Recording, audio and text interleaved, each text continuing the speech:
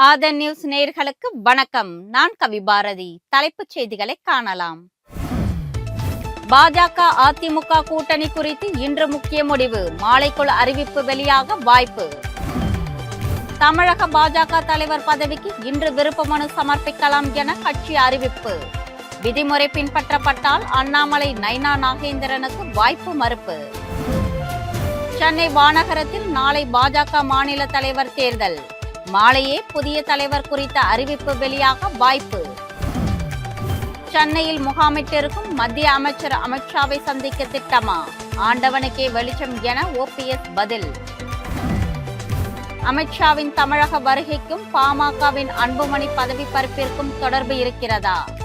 காரணத்தை சொல்ல முடியாது என கட்சியின் நிறுவனர் ராமதாஸ் தகவல்.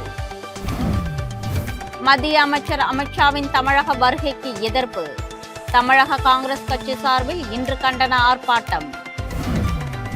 பாரதிய பாஷா விருது பெற்ற தமிழக எழுத்தாளர் எஸ் ராமகிருஷ்ணனுக்கு முதல்வர் ஸ்டாலின் வாழ்த்து. எழுத்து பணிக்கு மேலும் ஊக்கம் அளிப்பதாக இருக்கும் என வலைத்தளத்தில் பதிவு.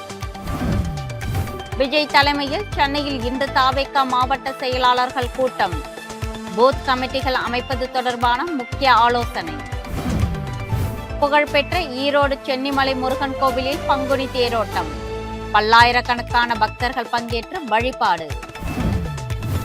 மூத்த குடிமக்களுக்கான சலுகை ரத்தால் 8,913 கோடி ரூபாய் கூடுதல் வருவாய். ரயில்வே மூலம் வெளியான தகவல். இத்துடன் ஆதன் தலைப்புச் செய்திகள் நிறைவடைகின்றன. வணக்கம்.